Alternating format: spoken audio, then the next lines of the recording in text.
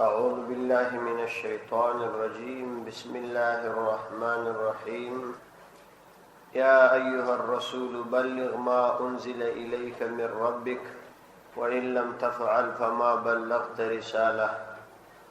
والله يعصمك من الناس إن الله لا يهدي القوم الكافرين. سورة مائدة آيات نمبر 28. د دې آیات ترجمه او تفسیر تیر شوی و.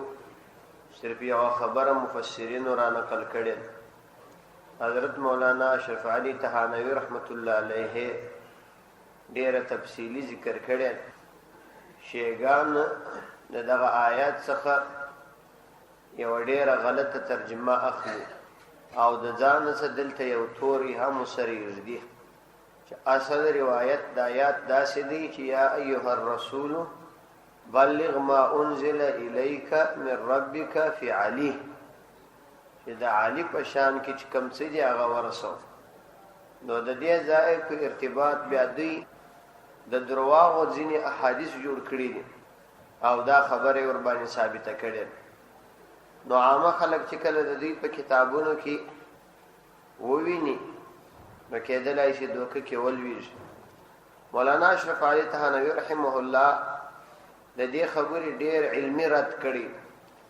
او دوی چې څومره احادیث دلته را نقل کړي دي ټول موضوعي دي، یو اثبات نه لري او دا په قرآن کې تحریف دی او دا کفر دی. ځکه په قرآن کریم کې د ځانه کلمات ور زیاتول یا کمول او یا د عقیده درلودل دا کفر. قل یا اهل الكتاب لستم على شيء حتى تقيموا التوراة والانجيل وما انزل اليكم من ربكم وليزيدن كثيرا منهم ما أنزل إليك من ربك طغيانا وكفرا فلا تأس على القوم الكافرين. قل ارتوائي پیغمبر علیہ السلام یا اہل الكتاب، اے اہل کتاب لستم على شيء، نیاستاسو على شيء پر هیڅ شی باندې حتى تقيموا التوراة والانجيل ترڅو چې تاسو قائم کړی نوی تورات والانجیل او انجیل وما هغه څه انزل الیکم من ربکم هر نازل کړل شوی تاسو لرا تاسو د رب د طرفه ولا یزيدن كثيرا منهم ما انزل الیک من ربک طغیانا وکفرا ولا یزيدن او خام ورزیاتوی کثیرا ډیر لرا منهم د دوی څخه ما هغه څه انزل الیک من ربک چرا نازل کړل شوی دی تعالی رستا د رب د طرفه طغیانا نافرمانی و کفرا او د نعمت ناشکری. ولا تأس على القوم الكافرين، غم مکو و افسوس مکو على القوم الكافرين پر کافر قوم باندې. د دې آیات د مخکې آیات سره ربط او مناسبت ښکارا دي چونکې د ډیر پخوا څخه دا بحث د اهل کتابو په ارتباط را روان دي چې دا غوی قبیح صفات دا بیانی او دا د دې لپاره بیانېږي چې مسلمان امت د دې ځان وسات. ځکه چې کوم اسباب په کوم خلکو کې وي او د کوم اسباب په وجه باندې پر چا باندې عذاب راغلی نو ورستنی امت ته دا لازمي ده چې هغه اسباب وپلټي چې پر پلاني قوم باندې عذاب ولې راغلی، اسباب یې چې شو هغه علتونه یې شو. نو چې کله سړی هغه علتونه پیدا کړي نو دا غوڅه بزان وساتي چې ځان دې وساتي د الله تعالی د عذاب به ځان خلاص کړي. قل ورتوای پیغمبر علیه السلام یا اهل الكتاب، اے اهل کتاب لستم على شيء، تاسو نه یاس پر هیڅ شی باندې، ځکه غیر مقبوله لار هیڅ لار نه ده. یعنی تاسو چې کوم لار اخسته ده دا لار غیر مقبوله لار ده او دا هیڅ اعتبار نه لري. حتی تقیموا التورات، ترڅو چې تاسو تورات قائموي، والانجیل او انجیل ترڅو چې تاسو په کامل تورات عمل نه وکړي او په انجیل مو عمل نه کړي. وما انزل الیکم من ربکم، او په هغه مو عمل نه کړي چې را نازل کړل شوی دي تاسو لره من ربکم، تاسو د رب د طرف چې تاسو د رب د طرف را نازل کړل شوی دي پر هغه مو عمل نه کړي. په دې مبارک آیات کې درې خبرې مقصودی بیان شوي. یو خبره دا ده چې د همیشه د پار هیڅ یو عمل ولو که هغه عمل په خپل ځان کې څومره لوړ عمل وي او څومره ډیر وي، که د الله تعالی د پیغمبر د طریقې خلاف وي او د شریعت موافق نه، دا عمل د الله تعالی په دربار کې مقبول نه دی. نو ځکه الله تعالی د اهل کتابو ټول اعمال دا ځکه برباد بولی چې د نبی علیه الصلاۃ والسلام رسالت دوی نه مانه. سره د دې چې په دې اهل کتابو کې علما هم و، په دوی کې پیران هم و، او په دوی کې بعضې ریاضت کوونکي ډېر زیاته خوارق شونکي و، یعنی تر داسې اندازې خوارق شل 40 کاله 50 کاله 60 کاله به په غره کې په یو دره کې اوسېدی، بازار ته به نه راوتی، یعنی ټول وخت به په دغسې تکالیف کې تېراوه. لیکن دا یې هم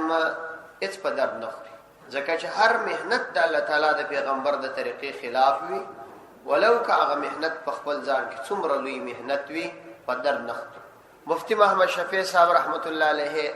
په دې ارتباط باندې ښه تفصیلي بحث را نقل کړي. خلاصه یې ما پښتو ته اړولې ده، مختصرې دوی لیکي دي. هغه لیکلي چې د دې مبارک آیات مسلمانانو ته ارشاد دادی او دا یې ورته هدایت دی چې کومه درویشي، سلوک او طریقت، مجاهدات او ریاضات، کشف او الهام تر هغه وخت پورې د الله تعالی په دربار کې فضیلت او د نجات سبب نسی ګرځېدلی تر څو چې د شریعت پوره پابندي نه وي. که د الله تعالی د پیغمبر اتباع نه وه، نو هیڅ عمل د انسان د الله تعالی په دربار کې مقبولیت نسبي لکه. چنانچه حدیث کې راځي چې عمر رضی الله عنه د ځینو صحابه کرامو سره د مدینې منورې د باندې راوتلی د خپل خلافت په دوران کې. نو یو غره کې یو یهودي یا عیسوي راهب ولیدي چې په ډېر انتهایی پریشان حالت کې په عبادت اخته دی. د دې وشکو آثار او د وشکو نشانات په د مخ کې ښکاره دي او رښتان پر دې مخ باندې فاره واره دي او ډېر مشقتونو به ځپلي، لکه کوم چا باندې تکالیف ډېر تیر سوي انسان په پوهېږي. نو عمر رضی الله عنه چې هغه ولیدي ویې ژړل او بیا یې دا وویل چې عاملة ناصبه تصلا نارا حامیه، یعنی ډېر کسان دا چې وي چې ډېر سخت مشکل کارونه کوي، یعنی عملونه کوي ناصبه ګران عملونه کوي، لیکن دا هغه باوجود جهنم ته ولاړ شي. دا ځکه چې عمل پر معیار نه وي برابر. هر عمل چې معیار ونه لري هغه مقبول نه وي ولو که ډېر. نو دلتم الله تعالی د یهودانو عمل مقبول نه بولي، تر هغه وخته پورې د عمل مقبولیدلی نشي تر څو چې دوی کاملا په تورات او انجیل او هغه کتاب چې قرآن کریم دی په دې عمل نه کوي. دومره خبره دا ده چې په تورات او انجیل او قرآن باندې عمل دا به د چا په ذهن کې دا راولي چې کېدلی شي چې په دروسرو کتابونو به عمل ضروري وي. مقصد د دې دا دی چې په تورات کې کوم احکام قرآن منسوخ کړي په هغو خو عمل نه کېږي،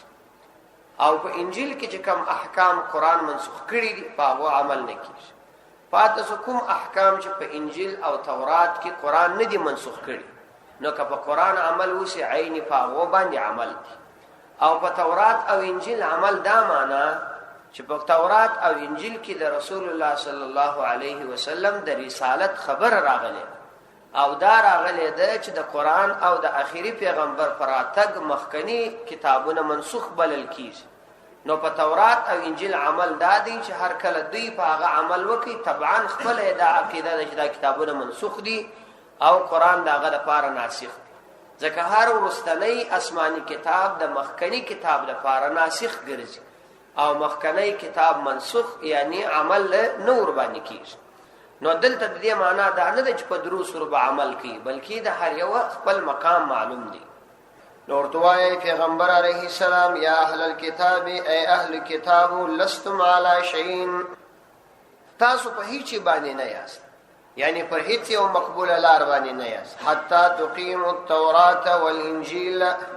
تر څو چې تاسو تورات او انجیل قائم کړي نوي، یعنی فاقه کې چې کومه عقیده د پیغمبر علیه السلام په باره کې بیان شوې ده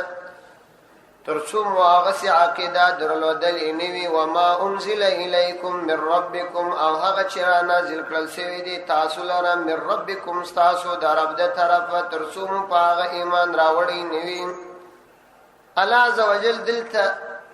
داسې ونه ویل چې والقرآن او یا والفرقان چې تاسو پر قرآن ایمان راوړی نی او یا پر قرآن کریم ایمان راوړی نی، بلکې دا وجده جمله استعمال کړل چې وما انزل الیکم من ربکم او هغه څه چې تاسو د رب د طرفه را نازل شي. علماء د دې ډېر ښه تشریح کړی دا وایي چې اصل کې غرض دلته دا دی چې د پیغمبر علیه الصلاۃ والسلام ټول خبرې دا الهي امر دی. که هغه د قرآن کریم وحی دی چې په لمانځه کې ته تلاوت کوې، که هغه احادیث دي، که یوازې کتاب الله ذکر سوی وای اقیموا التوراة والانجیل والقرآن ذکر سوی وای نو حدیث بجنی وتری وای. ځکه نو ما انزل الیکم کلمه دا وجده جمله استعمال سول او د الکتاب یا د القرآن خبره استعمال نسو. ولی د رسول الله صلی الله علیه وسلم هر خبره هغه وحی، چنانچه الله سبحانه وتعالی بل ځای فرمایي وما ينطق عن الهوى ان هو الا وحی یوحى. دا پیغمبر علیه الصلاۃ والسلام د خپل ځان هیڅ خبره نه کوي، کې هغه ټول وحی دی ورته سوي. نو پیغمبر علیه الصلاۃ والسلام ته احکامات او یا د پیغمبر علیه الصلاۃ والسلام د طرف امت ته احکامات درې قسم دي. یو هغه دی چې قرآن په هغه باندې نازل شوی دی چې دا دی موږ په قرآن کې وایو دې ته وحی مطلوع وایي یا وحی جلی، یعنی ښکاره وحی ورته وایي چې په لمانځه کې تلاوت کول کېږي. دوم هغه دی چې الله تعالی ورته ویلي خو د پیغمبر اسلام پر ژبه جاری شوي چې هغه احادیث دي چې دې ته بیا وحی غیر مطلوع وایي. یو هغه دی چې پیغمبر علیه الصلاۃ والسلام اجتهاد کړي، قیاس یې کړي، چون کې د پیغمبر اجتهاد او قیاس دا نه غلطیږي او د فقهاو اجتهاد او قیاس غلطیږي. د دې وجه دا ده چې د پیغمبر هیڅ عمل پر غلطی قرار نه پیدا کوي، ولی چې دا د انسانیت د لپاره آینده یو تګلاره ګرځي. نو کچيري پیغمبر په یو حکم کې په یو اجتهادي مسله کې بالفرض سهوسی نو الله تعالی فورا تنبیه کوي. چنانچه د بدر په واقعه کې چې پیغمبر علیه الصلاۃ والسلام د صحابه کرامو رائے قبول کړه د ابوبکر رضی الله عنه او د نور صحابه، نو فورا قرآنی وحی راغلی او تنبیه وسوله چې دغه وخت د دې قبل ول نه وکړه. یا داسې نور ځایو کې چې پیغمبر علیه الصلاۃ والسلام کوم ځای په یو اجتهاد کې سهو سوی نو فورا وحی د هغه تصحیح کوي او دغه صفت د نور فقهاو او مجتهدینو سره نه ده. نو ځکه موږ دا نه وایو چې دغه مذاهب د څلور سره مذاهب هر مذهب به 100% خامخا حق وي، د خطا احتمال بنی پکښ. ځکه د هر انسان څخه د پیغمبر څخه بغیر دغه څه سهو کېدلی شي. نو ممکنه ده چې یو حکم دی په هغه کې صحیح نه وي، لیکن موږ عمل ځکه ور باندې کوو چې د څلورو څخه حق وتلی هم نه خامخا به د څلورو کې دننه حق دی. او پیغمبر علیه الصلاۃ والسلام دا فرمایي چې مجتهد ته الله سبحانه وتعالی ثواب ضرور ورکړي ولو کدی په هغه حکم کې خطا وس. وجه دا ده چې کده مهنت وکي خواري او وکشل نو یو حکم یو مسله یا د قرآن یا د حدیث څخه راويسته کدا مسله او دغه حکم په حقیقت کې صحیح ونو دوه ثواب الله تعالی ورکړي، کنو یو ثواب الله تعالی ضرور کوي ځکه د خپل مهنت او اجتهاد کړي. وما انزل الیکم من ربکم او هغه چې نازل شوی دی تاسو لپاره من ربکم تاسو د رب د طرفه چې حدیثم پکې داخل شي. پیغمبر علیه الصلاۃ والسلام لکه څنګه چې د قرآن په ارتباط باندې خپل امت ته د ذکر او د عمل کولو ترغیب ورکړی دی،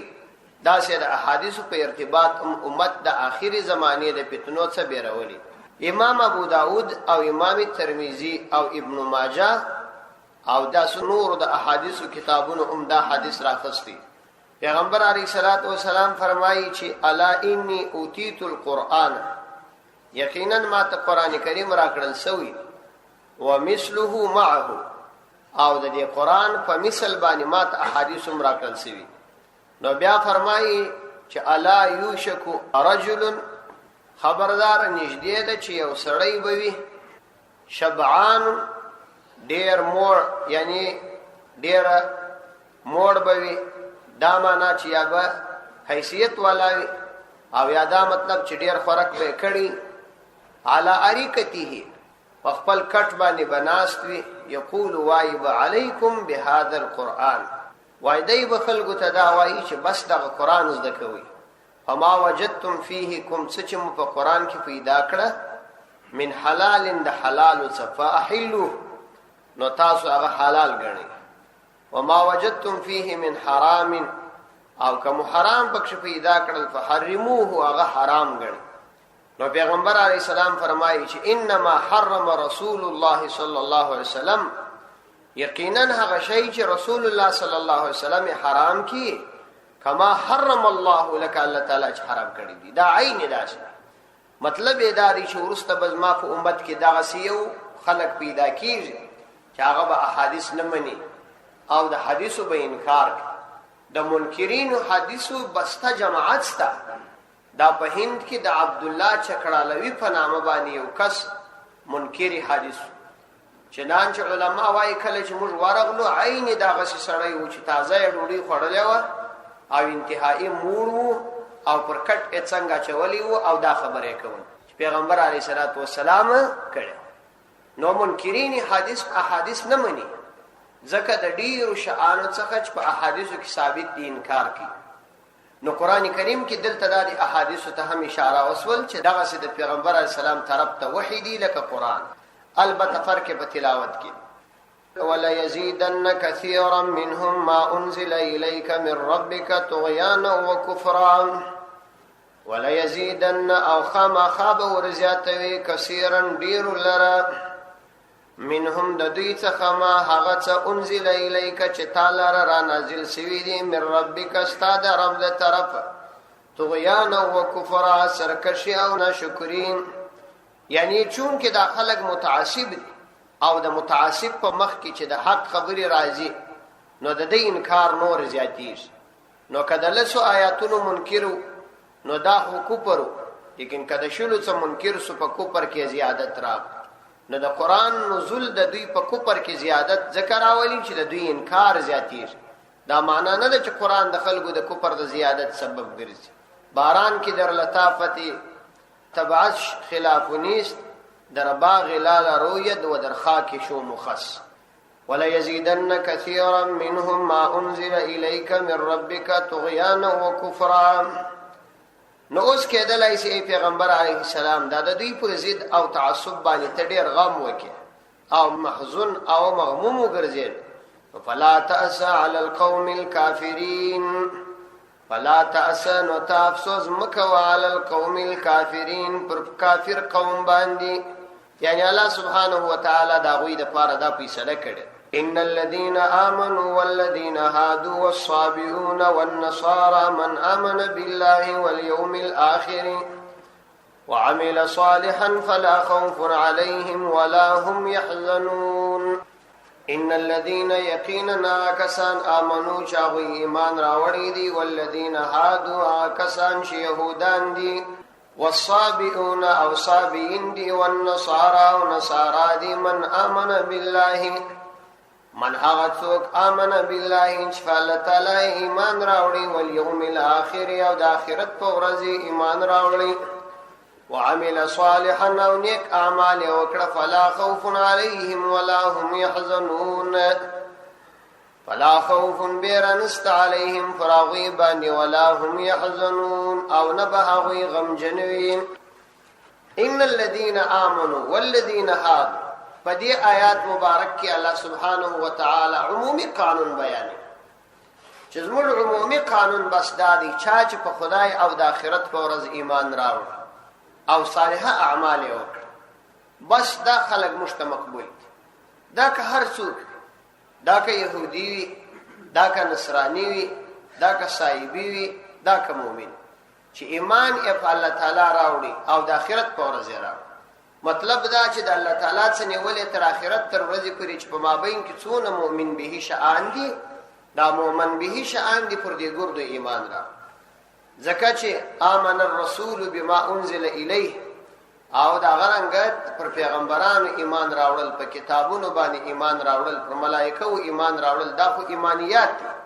نو چې کله په آیاتونو کې د الله تعالی نوم او د آخرت ورځ ذکر شي نو سر او پای ذکر شي، باقی ټول ایمانیات خپل پکې شامل شي. او دا اصول او قاعده د احادیثو کې هم دارات. من یؤمن بالله والیوم الاخر فلیکرم ضیفه. څوک چې په خدای او د آخرت په ورځ ایمان لري نو هغه د خپل میلمه اکرام کوي. نو دلته هم دا نه دی چې یوازې په خدای او په آخرت ایمان د نجات سبب ګرځي، بلکې په ټول رسولانو به ایمان لري، په ټول ملائکو به لري، په ټول کتابونو به لري. نو چې سره پای ذکر شي مابین خپل پکې مراد. نو دلته هم دا معنا ده. نو اوس دا یو عمومي قانون الله تعالی بیان چې هر چا دغه کار وکړي بس دا زموږ په دربار کې مقبول دي. دا په سمت، په ژبې، په بزرګي او عدم بزرګي په دې پورې اړه نه لري. ان الذين يقينا اغكسان امنوا چاوي ایمان راوړي وي، والذین هادو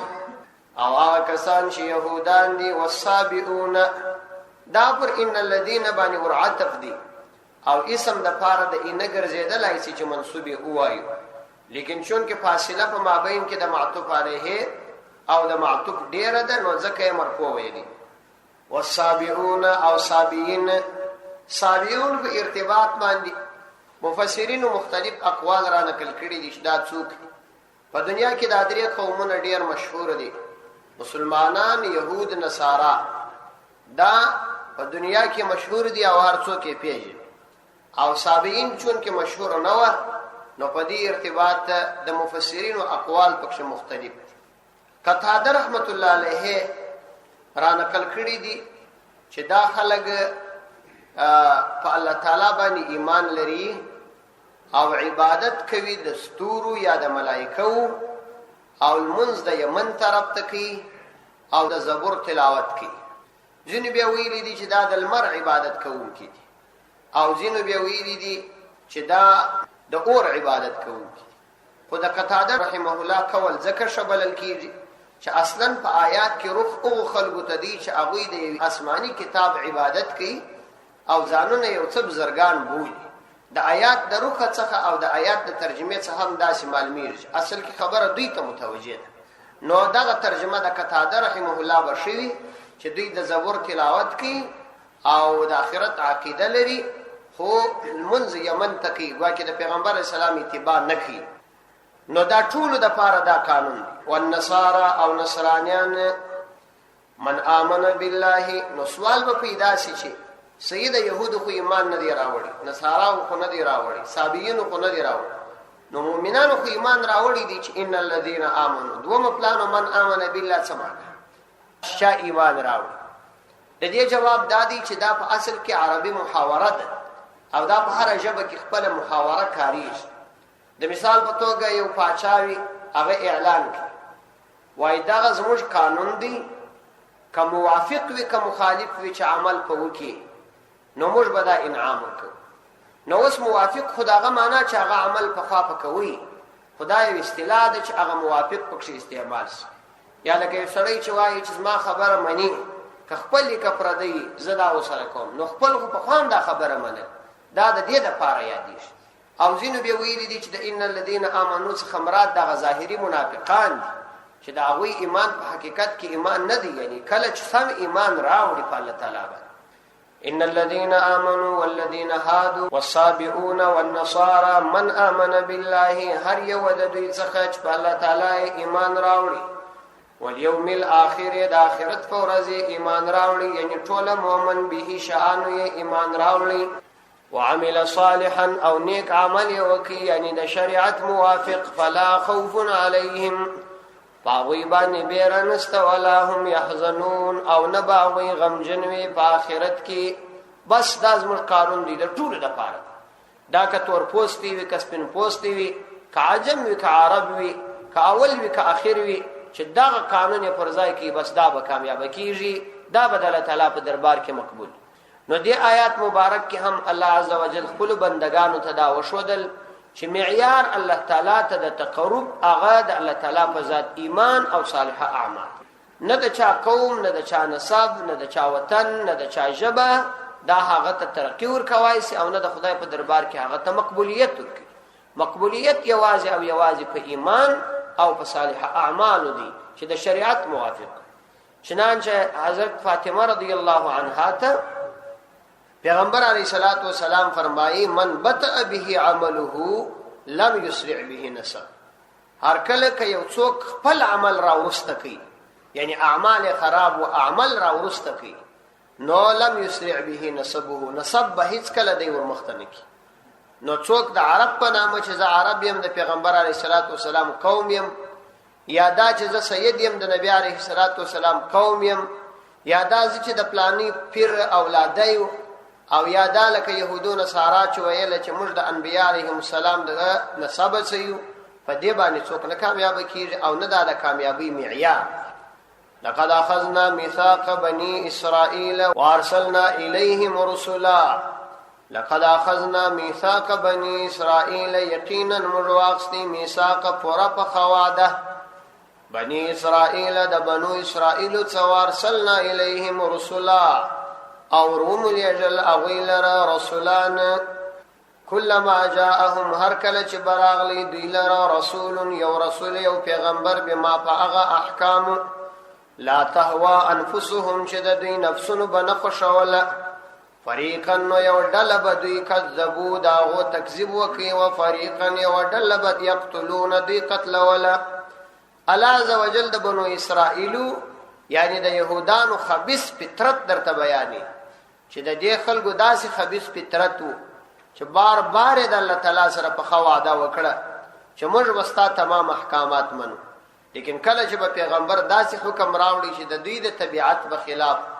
نو دوی به یا دغه پیغمبرانو تکذیب کاوه او یا به دغه پیغمبرانو په شهادت رسول. یعنی د ځینو پیغمبرانو یې تکذیب وکي او ځینې یې په قتل باندې ورسول. لقد اخذنا یقینا مرواقستی میثاق پورا په خواده بنی اسرائیل د بنو اسرائیل څخه په تورات کې چې د تمامو پیغمبرانو تصدیق وکوي او اطاعت به کوي. وارسلنا اوراهم الاجل الیهم دیلر رسلا رسولان، دغه پخوانی وعده د یادولو او تذکیره د پاره. نو کلما هر کله چې بجاءهم راغلی اغیلر رسول یو پیغمبر بما فاغه احکام لا تهوا انفسهم چې د دوی نفسونو بنخښول، نو بیا خدا چې خبره به نه منل بلکې پر دې سربېره به د هغوی مخالفت کاوه، او مخالفت به تر داسې اندازې رسېدلی و چې فریقا د یوې ډلې انبیاو کذبو دوی به تکذیب وکي، و فریقا د یوې ډلې د انبیاو یقتلون دوی به قتلول، دوی به هغه قتلول. وحسبوا او دوی خیال کړیو الله تکون فتنه چې نبوي فتنه فتنه، فعمون وړاند او سمو او کانو. ثم تاب الله بیا توبه قبول کړل الله عز وجل علیهم د دوی څخه. ثم عمو بیا وړاند سول وسمو او کان سول کثیر منهم ډیر د دوی څخه. والله بصیر بما يعملون، والله على عز وجل بصير شلید کی بما فاغ يعملون چې دوی عمل کوي. وحسبوا او چې همیشه به الله تعالی پر دوی باندې سزا څه وزن ډول څه مهلت به ورکي، نو دوی به ګمان کاوه الله تكون فتنه چې نبوي عذاب، یعنی دا ګمان به کاوه چې موږ خدای انبیاء قتل وکي او انبیاء تکذیب هم وکي، لیکن پر دې به الله تعالی مست عذاب نه راکړي. نو ګمان به کاوه الله تكون فتنه چې عذاب به ناراضي. فعمو نوراندس ولا یعنی د انبیاء علیهم السلام د صدق دلائل ته ونکتل چې هغه څومره صادق خلق نه معجزات ته وکتل. وسمو کانس ولا د هغه رښتینی کلام او خبري و نه ورېدل په غوږو کې ګوتی ونیولې. قال تعالی د خپل حکمت مطابق بیا عذاب باندې را نه وستي او دوی توبه وکړه، نو الله تعالی توبه قبول کړه. ثم تاب الله بیا توجه کړل الله تعالی په خپل رحمت سره علیهم پر دوی باندې. دا هغه ورسته بیا مقابله د نور انبیاء شروع کړ. ثم عمو بیا وړاندې سول او د تصدیق دلائل او معجزات ونکتل. وصموا او کان سول کثیر منهم ډېر د دوی څخه. ډېر د دوی څخه دا بدل واقع کیږي دا هغه ضمیر څخه چې په عمو او سمو کې والله بصیر بما يعملون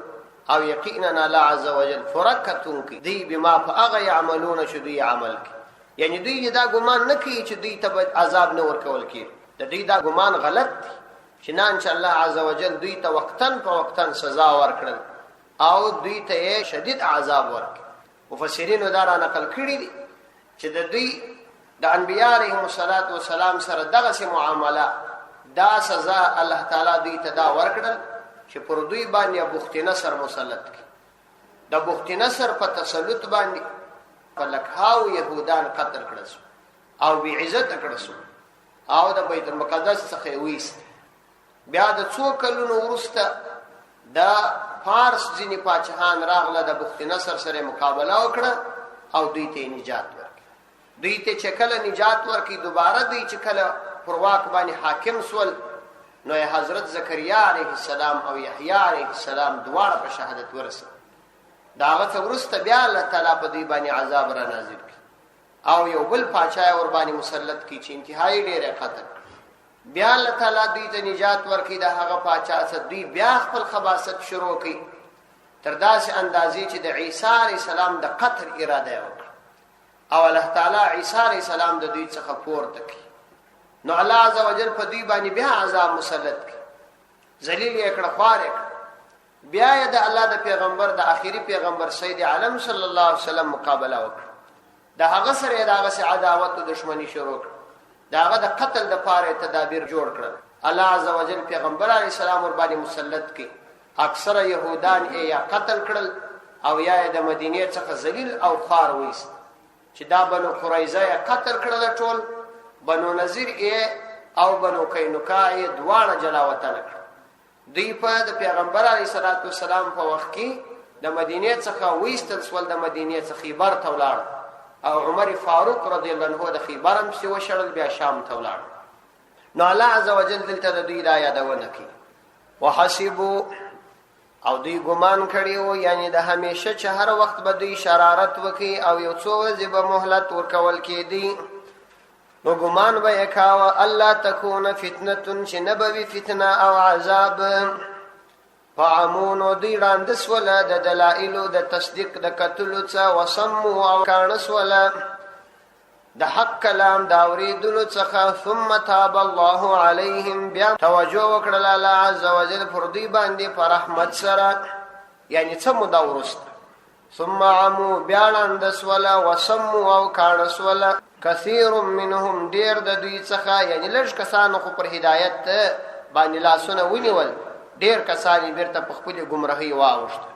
والله عز وجل بصير شديد كيدي بما فاغ يعملون چې دوی عمل کوي الله عز وجل تاغه معلومه ده نو دوی په دغه عمل باندې مبتلا دي تر قیامت تر ورځې پورې به دوی دغه خبيث صفات هر کله چې مسلمانانو ور باندې غالب شي بیا بازاري شروع کوي کنه کدی غلبه پیدا کړ بیا به بیرته هغه تکذیب او دشمنی رواني صدق الله العظیم